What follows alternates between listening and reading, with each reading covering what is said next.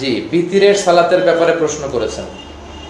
বিতিরের সালাতের ব্যাপারে সবচেয়ে বেশি বিশুদ্ধ সনদে যে হাদিসগুলো পাওয়া যায় সেগুলো হচ্ছে প্রথমে 2 রাকাত পড়ে সালাম ফিরিয়ে পরে 1 রাকাত পড়বেন।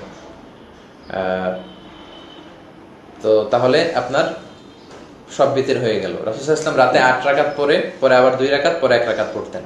অর্থাৎ মূলত আল্লাহ নিজে বেজর, ইন্নাল্লাহা বিত্রুন ইউহিব্বুল বিত্র, আল্লাহ নিজে বেজর, বেজরকে আল্লাহ পছন্দ করেন। তো দিনে যা পড়লেন নামাজ 2 2 4 4 করে, মাগরিবের 3 পড়ার কারণে সব বেজর হয়ে যায়। আবার রাতে যা যা পড়লেন শেষে 1 রাকাত পড়লে বেজর হয়ে যায়। তো প্রথম কথা হচ্ছে যে আপনি 2 রাকাত পড়ে সালাম ফিরাবেন, তারপর দাঁড়িয়ে 1 রাকাত পড়বেন, সবচেয়ে বেশি বিশুদ্ধ।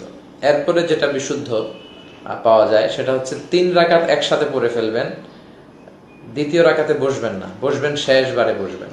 আচ্ছা, আর কুনুত কখন পড়বেন? রুকুর আগে না পড়ে? ইয়াকনুতু বাদা রুকু ক্বাবলা রুকু, দুটোই হাদিসে আছে। আমরা হানাফি স্কুল অফ থটে যেটা পড়ি এটাও হাদিসে আছে। অনেকে বলে এগুলো হাদিসে নাই, না আছে, আপনি পড়বেন। আপনার পড়ার সীমাবদ্ধতা থাকার কারণে আপনি যদি বলেন না হানাফিরা যা আমল করে কিছুই হাদিসে নাই, এটা ভুল হবে।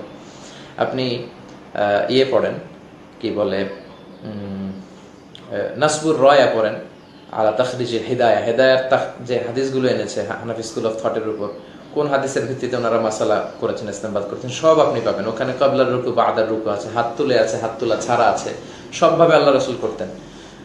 তাহলে প্রথমে বললাম 2 রাকাত পড়ে সালাম ফিরিয়ে পরে 1 রাকাত।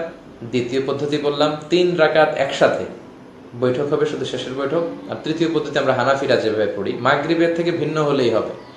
অনেকে বলে হানাফিরা যেভাবে বেতের পরে এটা মাগরিবের চেয়ে মতো হয়ে যায়, মাগরিবের চেয়ে মত থেকে ভিন্ন হয় না। এটা কে বলেছে? মাগরিবে তো আমরা কুনুত পড়ি না, মাগরিবে তো আবার আল্লাহু আকবার বলে তাকবীর পড়ি না, হানাফিরা তো এটা পড়ে। তো এতেই কিন্তু ভিন্ন হয়ে যায়।